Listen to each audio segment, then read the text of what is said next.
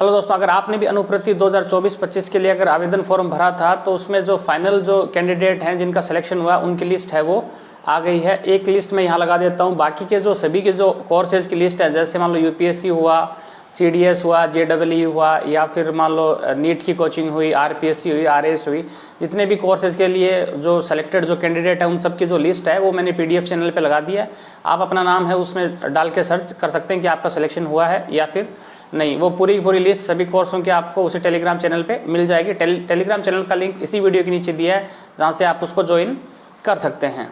चलिए अब इसमें बात करते हैं कि इसमें आप ये देखोगे कैसे कि कौन सी कॉलेज है। सबसे पहले आप अपनी SSO ID पे आओगे, उसके बाद के अंदर SJMS जो लिखा हुआ है उस पर क्लिक करोगे। उसके बाद के अंदर आपको आपकी जो अनुप्रति कोचिंग योजना का आइकन मिलेगा, आप उस पर क्लिक करेंगे।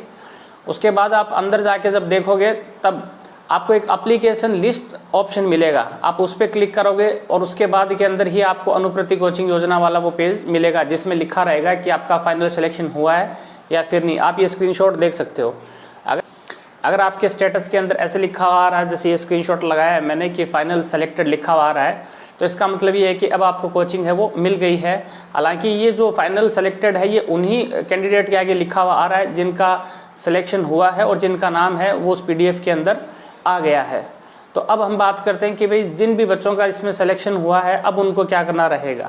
जी हाँ, अब जिन भी बच्चों का सिलेक्शन हो गया है उनको, जैसे ये 17 अप्रैल को रिजल्ट आउट हुआ था और 24 तारीख को ये वेबसाइट पे अपलोड हुआ है, मतलब 24 तारीख को PDF आई है, तो आपको 17 तारीख से लेके और अगली जो 17 मई है उसके बीच में, जी हाँ, 1 महीने के अंदर अंदर आपको अपनी कोचिंग जो है वहाँ जाके आपको थंब इम्प्रेशन लगाना होगा, बायोमेट्रिक वहाँ आपको देनी होगी और अपनी उपस्थिति वहाँ दर्ज करानी होगी 1 महीने के अंदर अंदर।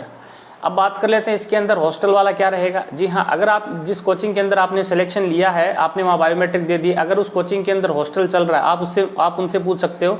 अगर हॉस्टल चल रहा है तब आपको हॉस्टल के पैसे हैं वो सरकार द्वारा आपके अकाउंट के अंदर डाल दिए जाएंगे। अब इसके लिए आपको ये है कि उसी कोचिंग जो संस्था है वो अपने पोर्टल पे आपकी जो डिटेल है उससे आपका हॉस्टल का फॉर्म भी अपलोड कर देगी, जिससे आपके अकाउंट के अंदर है वो पैसे सरकार के द्वारा डाल दिए जाएंगे। अब उन छात्रों की बात करते हैं जो हॉस्टल में नहीं रह रहे, या फिर ऐसे छात्रों की बात कर लेते हैं जिनका सिलेक्शन हुआ लेकिन उनकी कोचिंग है उनके अंदर हॉस्टल नहीं है। ज़्यादातर क्या होता है कि नीट वाली कोचिंग हुई, SSC वाली जो कोचिंग हुई उनके अंदर हॉस्टल मिल जाता है। बाकी के लिए हो सकता है कि जो कोर्सेज चल रहे हैं उनके अंदर हॉस्टल ना हो। तो अब जिन बच्चों का सिलेक्शन हुआ है और उनकी कोचिंग के अंदर हॉस्टल नहीं है तो वो एक किरायानामा बना के दे सकते हैं। आपको किरायानामा बनाकर है वो अपनी कोचिंग में ही देना होगा, क्योंकि वही ये किरायानामा है वो अपने पोर्टल पे अपलोड करेंगे, तो उसके बाद के अंदर आपके जो पैसे हैं किराए के वो भी आपके अकाउंट के अंदर वापस आ जाएंगे। अब इसके अंदर बात कर लेते हैं कि कुछ कैंडिडेट ऐसे हैं जिनका अभी भी जो स्टेटस जो है वो फाइनल सेलेक्टेड नहीं लिखा आ रहा, उनका अभी भी अप्रूवल बाय DLO लिखा हुआ आ रहा है। तो अब वो स्टूडेंट क्या करें। जी हाँ, अगर वो स्टूडेंट 3 अप्रैल और 15 अप्रैल के बीच में जिन लोगों ने फार्म भरा है, अगर उनके आगे अप्रूवल बाय DLO लिखा हुआ आ रहा है कि DLO द्वारा अप्रूवल किया गया है, तो उनको वेट करने की ज़रूरत है। जी हाँ, उनके लिए एक लिस्ट और आएगी, क्योंकि 3 अप्रैल से 15 अप्रैल के बीच के अंदर ये फॉर्म फिर से ओपन हुए थे और कुछ लोगों ने ये फॉर्म भरे थे, तो उनको इंतज़ार करने की ज़रूरत है। वो स्टेटस उनका वैसे ही रहेगा, इसीलिए आपको वेट करने की ज़रूरत है। अब वो कैंडिडेट जिनका सिलेक्शन नहीं हुआ है और अभी भी उनका स्टेटस लिखा हुआ है अप्रूवल बाय DLO लिखा हुआ आ रहा है, तो क्या उनका सिलेक्शन होगा?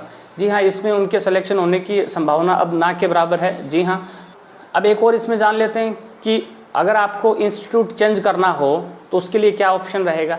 जी हाँ, जैसे कि पहले का पूरा प्रोसीजर मैंने बता दिया। जब भी आप अपनी SSO ID खोलोगे, SJMS पोर्टल पे जाओगे, उसके बाद के अंदर आप अनुप्रति कोचिंग योजना वाले आइकन पे क्लिक करोगे, उसके बाद में आप एप्लीकेशन लिस्ट पे क्लिक करोगे तो आपका वो फॉर्म दिखाई देगा और उसमें बायोमेट्रिक ओपन हो जाएगी आपकी, वो ई-मित्र के थ्रू आप कर सकते हो।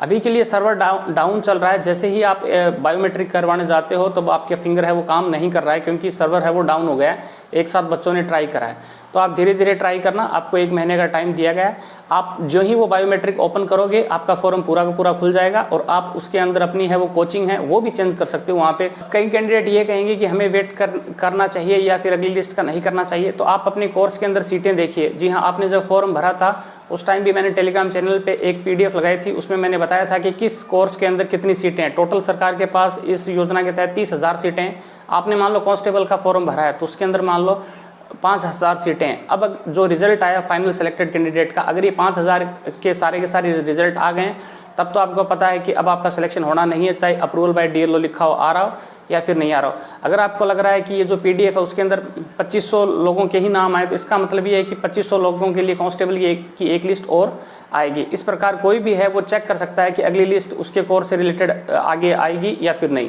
जानकारी अच्छी लगी तो वीडियो को लाइक करें, चैनल पे पहली बार आए तो सब्सक्राइब करें। Thank you.